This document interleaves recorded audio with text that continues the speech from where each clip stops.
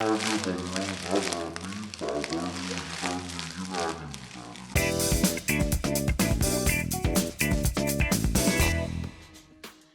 오늘은 냉동 차돌박이 요리예요. 근데 시작하기 전에 미리 말씀드릴 게 있는데요. 오늘 레시피는 모두 대패 삼겹살로도 대체가 가능합니다. 냉동 차돌박이 같은 경우에는 냉동 대패 삼겹살의 한 2배 정도 가격이라서 부담이 되시는 분들은 그냥 대패 삼겹살 쓰셔도 됩니다. 두 개는 그래도 완전히 다른 고기이기 때문에 대패 삼겹살 사용해 보시는 것도 여유가 되시면은 훨씬 더 다양한 맛을 한번 즐기실 수 있을 것 같아요. 그럼 바로 시작하도록 하겠습니다. 우선 첫 번째로는 간단한 술안주부터 시작을 하기로 하죠. 밥 반찬으로도 좋은데요. 일단은 마늘을 얇게 썰어줘야 됩니다. 지금 짤고 있는 거는 마늘의 끝부분인데 약간 그대로 놔두면은 조금 쓴맛도 나고 보기에도 음식이 맛없어 보이고 그래서 잘라줬습니다. 마늘을 편으로 아주 얇게 썰어주시고요. 칼질이 미숙하시다면은 그냥 두껍게 써셔도 괜찮습니다. 통마늘만 아니면 어차피 익는 시간은 큰 차이가 나지 않기 때문에 얇게만 썰어주시면 되고요. 고추랑 쪽파도 얇게 썰어주도록 하겠습니다. 이제 팬을 준비하고요. 팬에다가 먹고 싶은 분량만큼의 차돌박이를 넣어주면 됩니다. 오늘 레시피는 거의 대부분 다 200g 기준으로 진행이 되고 있고요. 구워주는 중간중간에 소스를 바로 옆에서 만들어 줍시다. 그래야 시간을 조금이라도 아낄 수 있잖아요. 소스는 오른쪽 아래에 있는 레시피를 참고하시고요. 고기가 익어가는 과정 중에 서로 눌러붙지 않게 잠깐 괴롭혀 주시고 마늘을 넣고 고추를 넣어주시면 됩니다. 차돌박이를 처음에 구울 때는 기름을 안 넣으시고 굽다 보면은 차돌박이가 워낙 기름이 많잖아요. 거기서 이제 기름이 쭉쭉 나오게 되는데 그 기름으로 마늘과 고추를 익힌다는 마음으로 해주시고 3분 정도 볶아가지고 마늘이 살짝 아린 맛이 없어졌다 싶으면 소스를 넣어주시면 됩니다. 그 다음에 소스를 넣고 2분 정도 더 볶아주시면 되겠습니다. 소스의 물기가 거의 다 날아가고 고기가 소스를 먹어가지고 색깔이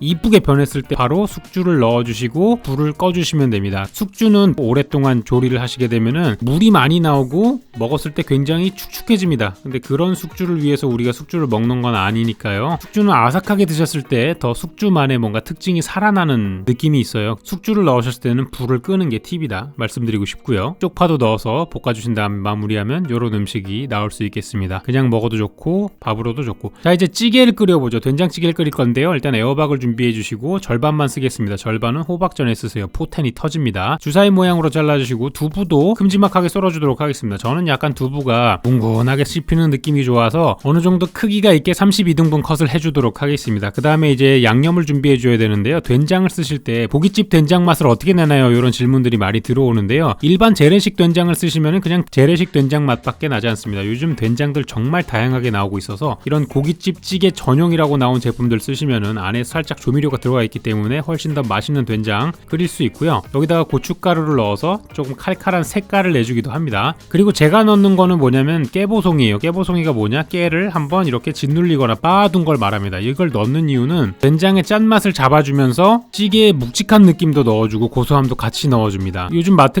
가보시면은 깨소금이라고 해가지고 팔리는 것들이 바로 그것인데요. 직접 빻으셔도 되는데 저는 웬만하면은 남이 빻아준 거를 쓰시기를 추천합니다. 왜냐하면 도마가 이 꼴이 나거든요. 나머지 재료들도 오른쪽 아래를 따라가지고 넣어주셔가지고 섞어주시면 이제 된장찌개의 된장 양념 완성입니다. 이제 끓여보도록 하죠. 따로 육수를 하셔도 되고 그냥 맹물로 하셔도 됩니다. 그리고 모든 양념과 썰어놓은 두부와 호박을 넣고 끓여주신 다음에 10분 이상 끓었을 때 차돌을 넣어주시고 휘휘 휘저어주시면 됩니다. 그러면 이렇게 맛있는 된장찌개가 완성이 되는데요. 너무 뜨거울 때 드시지 마세요. 저는 요거 먹다가 입천장을 그냥 홀라당 다 제껴버렸습니다. 다음은 제육볶음의 차돌편입니다. 차돌 두루치기로 가죠. 오른쪽 아래에 있는 양념대로 섞어주시면 되겠습니다. 보통은 두루치기, 제육볶음 이런 거는 돼지고기를 먹잖아요. 근데 차돌도 기름진 고기이기 때문에 똑같은 양념으로 해서 먹어도 돼지고기랑은 또 틀린 맛이 납니다. 그래서 팬에다가 아무것도 두르지 마시고 고기를 구우면은 차돌 기름이 나오겠죠? 그 사이에 우리는 옆에서 김치를 잘라주시면 되고요. 김치가 다 잘라지면은 고기들을 달라붙지 못하도록 휘저어주시면서 전반적으로 80% 이상을 익혀주도록 합시다. 그 다음에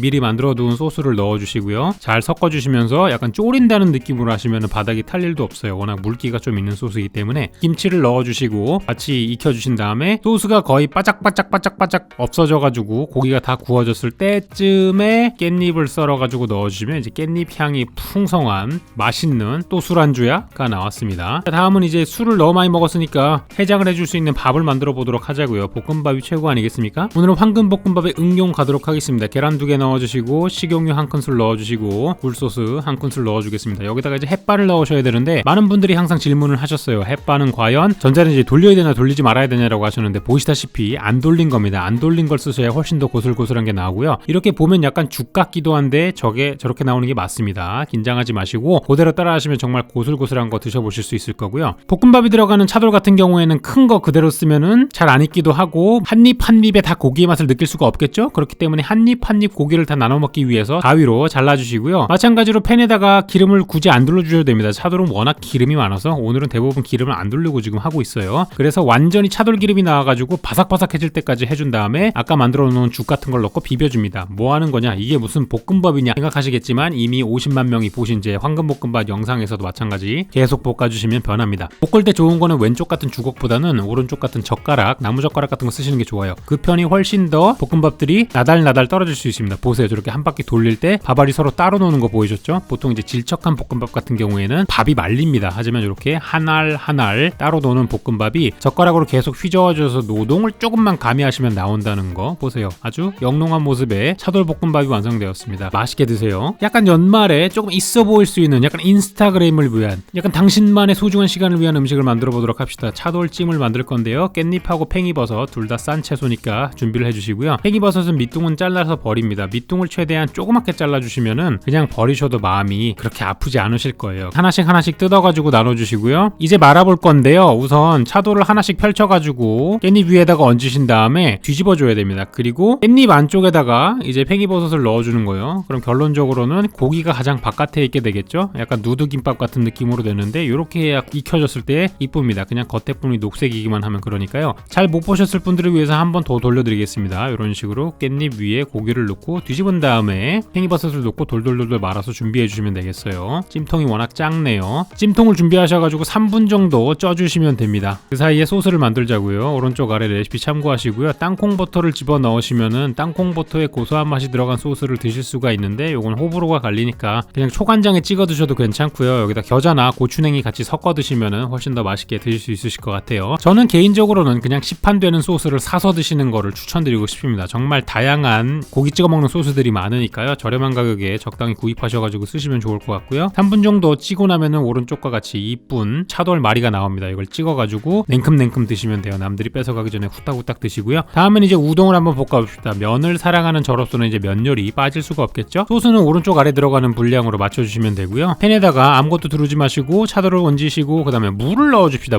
이 물이 우동 사리를 익혀주는 아주 중요한 역할을 할 거예요. 우동 사리 같은 경우에는 굳이 따로 안 삶으셔도 됩니다. 수증기로 한 2분 3분 정도만 쪄주셔도 면이 호로로로 다 풀어지게 됩니다. 아까 만들어둔 소스를 넣으시고 휘뚜루마뚜루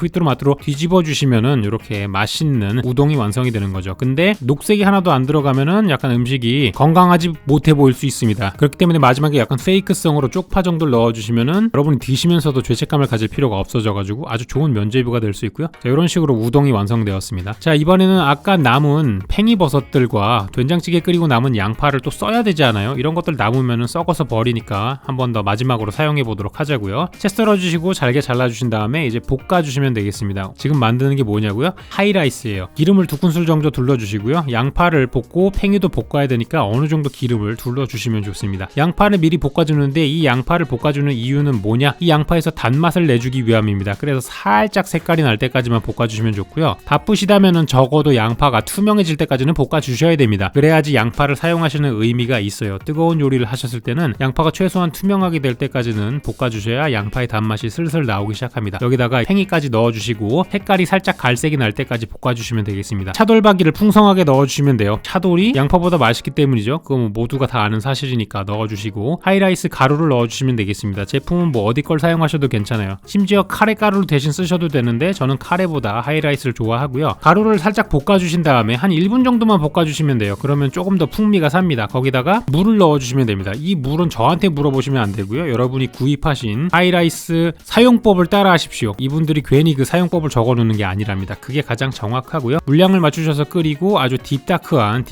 갈색이 됐을 때 즉석밥을 꺼내서 마치 집에서 지은 것처럼 저렇게 이쁘게 펼쳐주시고 위에다가 하이라이스를 뿌려주시면 되겠습니다. 진하고 딥다크하고 걸쭉하고 고기가 풍성하게 들어간 이것이 바로 차돌박이 하이라이스입니다. 제가 굉장히 좋아하는 요리라서 예전에 여기에다가 계란을 얹은 오므라이스 버전도 한번 하기도 했었죠. 실제로 계란 후라이를 얹어도 맛있고 스크램블을 얹어도 맛있고 오믈렛을 얹어도 맛있습니다. 그리고 이것은 카레처럼 향신료 향이 강하지도 않아서 카레를 좋아하시는 분도 드실 수 있고 싫어하시는 분도 드실 수 있다고 생각이 드는 제가 흔하게 먹는 음식 중에 하나입니다. 그래서 오늘은 이 냉동 차돌박이를 사용해가지고 요리를 해봤는데요. 요즘은 냉동 차돌박이 싼 녀석들도 많이 나와 있습니다. 냉동 대패 삼겹살만 드시지 마시고 가끔 가다가 냉동 차돌도 섞어 드시면은 조금 더 식탁이 풍요로워지지 않을까라는 생각을 하면서 제가 여러분께 소개드릴 요리는 여기까지 하도록 하겠습니다. 오늘도 긴 영상 시청해주셔서 감사하고요. 저는 다음 시간에 또 다른 맛있는 레시피들로 다시 찾아오도록 하겠습니다.